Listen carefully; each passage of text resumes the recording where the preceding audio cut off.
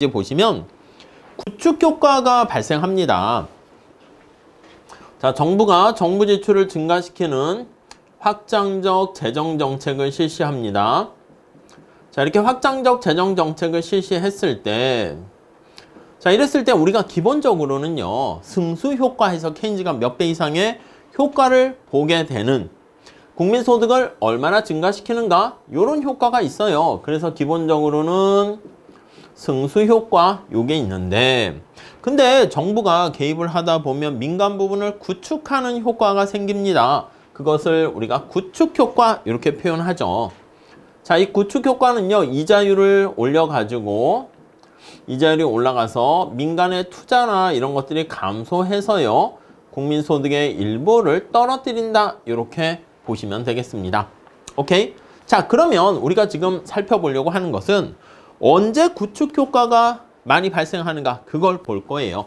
자, 그래서 첫 번째 우리의 관심사는 구축 효과에 초점을 맞추려고 하고요.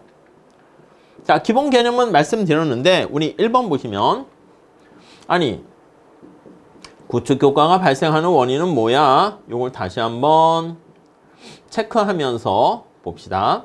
자, 1번에 보시면 확대적인 재정 정책으로 국민소득이 증가하면, 그렇죠? 소득이 증가할 때 그 화폐 시장에 영향을 미치는 거야. 화폐 수요가 증가해서 이자율이 상승합니다. 오케이? 자, 다시요. ISLM 곡선을 같이 연결해서 보도록 하겠습니다. Y는 C, I, 여기 이자율이죠?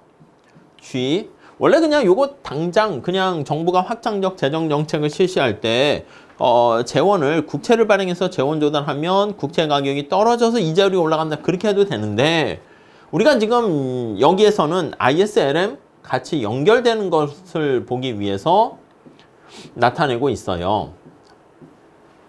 이렇게.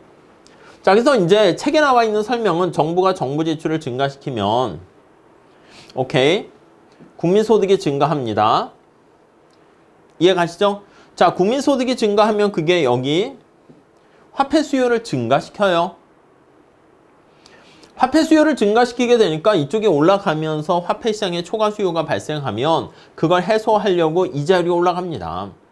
그래서 이자율이 상승하게 되면서 민간의 투자를 떨어뜨리고, 그래서 이렇게 국민소득의 일부를 줄여들게 됩니다. 그게 거기에는 화살표로 설명되어 있는데 우리는 그 식으로 해서 두 개 간의 유기적인 관계를 보시는 게 좋습니다.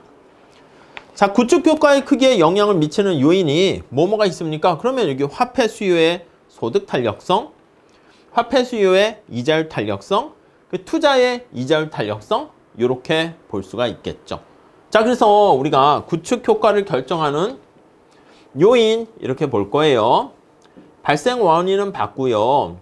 구축 효과가 얼마나 세게 되는가, 그래서 결정하는 요인 이렇게 볼 건데, 첫 번째, 자, 화폐 수요의 소득 탄력성, 이걸 봅시다. 자, 화폐 수요의 소득 탄력성이니까 이게 거래력 동기 화폐 수요, 여기에 초점을 맞추는 거예요. 자, 1번 볼까요? 자, 국민소득이 증가할 때 화폐 수요가 크게 증가하게 되면 이자율이 크게 증가하게 되겠죠. 이해 가세요? 자, 소득이 증가했는데 화폐 수요가 크게 증가하게 되면 이자율이 그걸 맞춰줘야 되는데, 자, 얘가 증가할 때요, 여기 나와 있는 것처럼 거래력 동기 화폐 수요가 만약에 크게 증가한다 할게. 오케이? 그럼 여기서 화폐 시장에 초과 수요가 발생하잖아? 그러면 이 균형을 위해서는요, 여기 투기적 동기 화폐 수요가 크게 감소해야 됩니다. 자, 이게 되기 위해서는 어떻게 된다? 이자율이 크게 많이 올라가야 되는 거죠.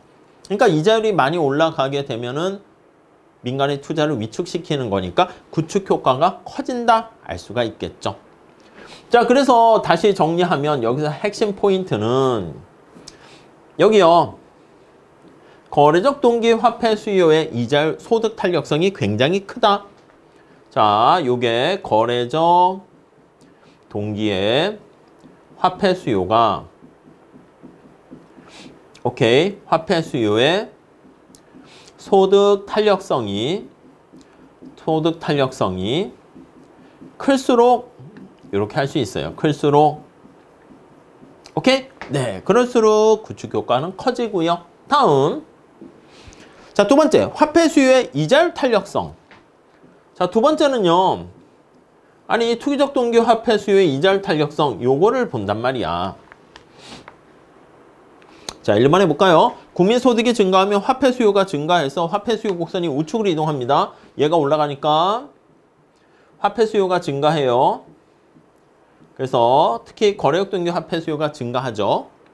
자, 그때 화폐 수요 이자율 탄력성이 작게 되면 그래프까지 거기선 설명하는데 그래프로 보는 거는 오히려 더 안 와닿을 수 있어요. 그림 연습은 괜찮긴 하지만 생각하는 속도가 느릴 수 있기 때문에 화폐 수요가 거기 보시면 급경사일 때 화폐 수요가 동일한 만큼 증가하더라도 이자율이 크게 상승합니다. 자, 여기 보시면 3번이 결론이야. 화폐 수요의 이자율 탄력성이 작을수록, 그러니까 화폐 수요가 이자율 탄력성이 굉장히 작을수록 얘가 올라갔잖아. 오케이? 그럼 얘가 떨어져야 되는데 화폐 수요가 지금 떨어져서 화폐 시장에 요거 두 개 합한 거에 쌤쌤을 맞춰줘야 되는데 이자율 탄력성이 작을수록 어떻게 됩니까? 그러면 이자율에 대해서 덜 영향을 미친다는 거 아니겠습니까? 그럼 얘가 많이 증가하는 거 알 수가 있죠. 이자율 탄력성이 작다는 것은요. 여러분 다시 한번 체크해 보면 요거요. 이자율에 투기적 동기 화폐 수요가 요게 작으면 작을수록 이런 꼴이 되는 거 아니겠습니까? 그러니까 이자율이 많이 올라가게 되면서 그 결과 구축 효과는 커진다. 자, 다시요. 거래적 동기 화폐 수요의 소득 탄력성은 클수록 이렇게 표현해야 되고요. 여기요. 투기적 동기 화폐 수요가 되겠죠. 그래서 투기적 화폐 수요의 이자율 탄력성이 작을수록 이렇게 됩니다. 탄력성이 작을수록 이렇게 돼요. 작을수록 이렇게 됩니다. 이해 가시죠? 네, 그렇게 정리하시면 되겠습니다. 자, 그 다음에 3번에 보시면 투자의 이자율 탄력성. 여러분, 투자의 이자율 탄력성이 이쪽에 여기. 지금 요거 두 개는 여기 화폐 수요에 초점 맞춘 것이고요. 투자의 이자율 탄력성이다라고 하면 요쪽에 초점을 맞추고 있는 거예요. 그랬더니 투자가 이자율에 굉장히 영향을 많이 받으면 이자율 올라갔을 때 투자가 확 줄어들 거 아니겠습니까? 그러면 국민소득 증가 효과가 확 사라지게 될 겁니다. 자, 그래서 세 번째는요. 투자의 이자율 탄력성이 어떻게 되는가? 요것도 중요하게 되는데 거기 보시면 이자율 탄력성이 크면 이자율이 상승할 때 민간의 투자가 대폭 감소합니다. 그래서 이번에 보시면 이자율 탄력성이 클수록 그럼 이자율에 투자가 굉장히 민감하게 반응하는 거죠. 그러면 구축 효과는 커진다. 이렇게 보시면 되겠죠. 자, 그래서 세 번째 구축 효과에 대한 결정 요인을 봤는데 학파별 견해를 한번 볼까요? 자, 거기 보시면 1번 케인즈 학파는 요거 여러분 거래적 동기 화폐 수요의 소득 탄력성이 크고 투자적 동기 화폐 수요의 이자율 탄력성이 작고 투자가 이자율에 굉장히 영향을 미치는 요걸 강조하는 학파는 고전학파예요. 케인즈 학파야. 고전학파가 되지. 그러니까 여기 지금 얘기하는 요거는 어디에 가깝냐라고 하면요. 고전학파에 유사할수록 그럴수록 구축 효과가 커진다. 당연한 얘기죠. 케인즈 학파는 아니 무슨 케인즈 학파는 거래적 동기 화폐 수요보다는 이자율 투기적 동기 화폐 수요가 더 중요하고요. 그리고 투자가 쪼전하게 이자율에 영향받지 않는다. 이렇게 강조합니다. 자, 그래서 거기 보시면은요.